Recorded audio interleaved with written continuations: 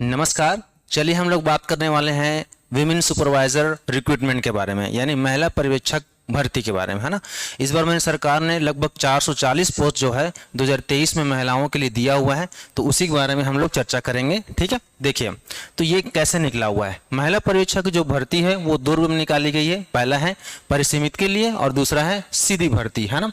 तो परिसीमित किसको कहा जाता है भाई? परिसीमित मतलब वो आंगनबाड़ी कार्यकर्ताएं हैं जिन्हें 5 साल का अनुभव है, ठीक है, वो लोग परिसीमित में भर सकते हैं। और सीधी भर्ती में क्या हो सकता है? सीधी भर्ती में सभी महिलाएं इसमें अप्लाई कर सकती हैं, ठीक है। तो इनके लिए परिसीमित के लिए जो पदों की संख्या है वो कुल 220 है, जबकि सीधी भर्ती के लिए पदों की संख्या कितनी है? यहाँ भी 220 है, यानी 50-50% दोनों में दिया हुआ है, ठीक है ना। तो इनके लिए योग्यता क्या है? परिसीमित के लिए मात्र 12वीं पास बताया गया है, जबकि इसमें ग्रेजुएशन बताया गया है। किसी मान्यता प्राप्त विश्वविद्यालय से आपके पास स्नातक की डिग्री होनी चाहिए। और छत्तीसगढ़ सरकार के बहुत अच्छा कदम है कि उन्होंने बताया कि भाई इस पोस्ट में कौन लोग अप्लाई कर सकते हैं? छत्तीसगढ़ के जो मूल निवासी रहे हैं, सिर्फ वही महिलाएं इसमें अप्लाई कर सकती हैं, ठीक है। अब इसके फॉर्म भरने की जो तारीख है, तारीख अभी डिटरमाइंड नहीं किया गया है, मतलब नहीं बताया गया है कि कब से चालू होगा। हो सकता है बहुत जल्दी चालू हो ये, ठीक है ना। तो इसका जो पाठ्यक्रम है, पाठ्यक्रम पर हमें चर्चा करना है विशेष तौर पे। देखिए पाठ्यक्रम को नाम 5 भागों में डिवाइड किया गया है, ठीक है। पहला है महिला बाल विकास से संबंधित जो योजनाएं हैं वो भी इसमें शामिल किया गया है, और इसी में कुछ अधिनियमों को शामिल किया गया है। तो आज मैं आपके सामने वो जो अधिनियम है उस अधिनियम के बारे में विशेष तौर पर चर्चा करूंगा, ठीक है। फिर इसकी जो क्लासेस शुरू होंगी उसमें उसको पढ़ाया जाएगा तरीके से, ठीक है। देखिए दूसरा है मानसिक योग्यता और सामान्य ज्ञान के बारे में बताया गया, मतलब रीजनिंग भी है और इसमें जीएस भी बताया गया है, ठीक है। उसके बाद सामान्य हिंदी है, सामान्य अंग्रेजी है और सामान्य गणित के बारे में बताया गया है।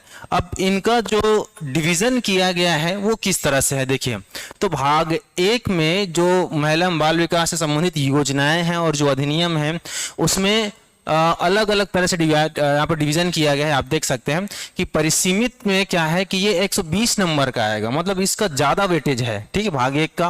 उसके बाद भाग 2 में जो जीएस और रीजनिंग वाला जो सेक्शन है वो 30 नंबर का है, ठीक है। भाग 3 में हिंदी है 20 अंक का, भाग 4 में अंग्रेजी है 10 अंक का, और भाग 5 में सामान्य गणित है 20 अंक का। ये परिसीमित के लिए है, ठीक है। वहीं खुली भर्ती के लिए क्या बताया गया है कि जो भाग 1 है यानी कि महिला बाल विकास संबंधित जो योजनाएं हैं, जो अधिनियम है, वो मात्र 40 नंबर का आएगा किसमें? खुली भर्ती में, ठीक है। जबकि भाग 2 जो है, जो जीएस है, जो रीजनिंग है, वो 80 अंक का आएगा। भाग 3 में जो हिंदी है वो 30 अंक का आएगा, और भाग 4 में जो अंग्रेजी है वो 20 अंक का है, और भाग 5 में जो सामान्य गणित है वो 30 अंक का है। यानी टोटल जो मार्क्स होगा वो 200 और 200 अंकों का होगा, और इनके लिए आपको 3 घंटे दिए जाएंगे, ठीक है। क्वेश्चन सॉल्व करने के लिए आपको 3 घंटे दिए जाएंगे, ठीक है। देखिए इसमें मुख्य रूप से किन किन अधिनियमों को मेंशन किया गया है ना। तो देखिए पहला, महिला एवं बच्चों से संबंधित कानूनी प्रावधान के अंतर्गत बाल विवाह प्रतिषेध अधिनियम 2006, और इसी में एक नियम बना हुआ है 2007 में, तो ये आपको उसमें पढ़ना है। दहेज प्रतिषेध अधिनियम 1961 है, और दहेज प्रतिषेध नियम भी है 2004, छत्तीसगढ़ में विशेष तौर पर इसको बनाया गया है, तो उसको भी पढ़ाया जाएगा।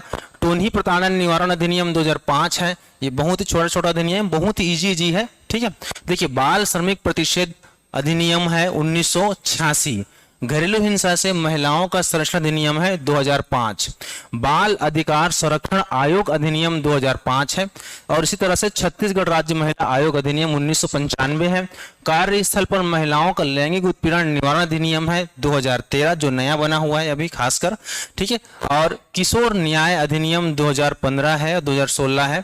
तो इतने सारे अधिनियमों का आपको अध्यापन कराया जाएगा, ठीक है। और हमारी जो ऑफलाइन क्लासेस हैं वो शुरू हो रही हैं कब से? 7 जुलाई से, 7 जुलाई से, और टाइमिंग रहेगा 11 से 1 बजे रहेगा, ठीक है। दूसरी बात यह है कि यदि आप ऑफलाइन क्लासेस ज्वाइन करते हैं तो उसमें ऑनलाइन एक्सेस जो होगा आपको मुफ्त दिया जाएगा, और इस ऑफलाइन क्लासेस में क्या होगा कि आपको ये अधिनियम तो पढ़ाए जाएंगे, योजनाएं भी पढ़ाई जाएंगी, साथ में अंग्रेजी, हिंदी और रीजनिंग के जो चीजें हैं जो सब्जेक्ट है उसको भी आपको दिया जाएगा। जबकि ऑनलाइन कोर्सेज में क्या होगा कि सारी चीज़ें जो है बहुत ही कम फीस में आपको अवेलेबल कराई जाएंगी, ठीक है। मतलब इसमें जितना सिलेबस दिया गया है ना वो सारे के सारे सिलेबस आपको ऑनलाइन कोर्सेज में दे दी जाएंगी।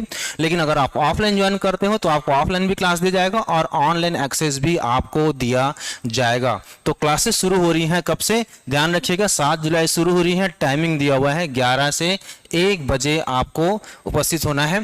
तो जानकारी के लिए आप क्या कर सकते हैं, हमारे मोबाइल नंबर में कॉल करके कंफर्म करवा सकते हैं। Okay, thank you.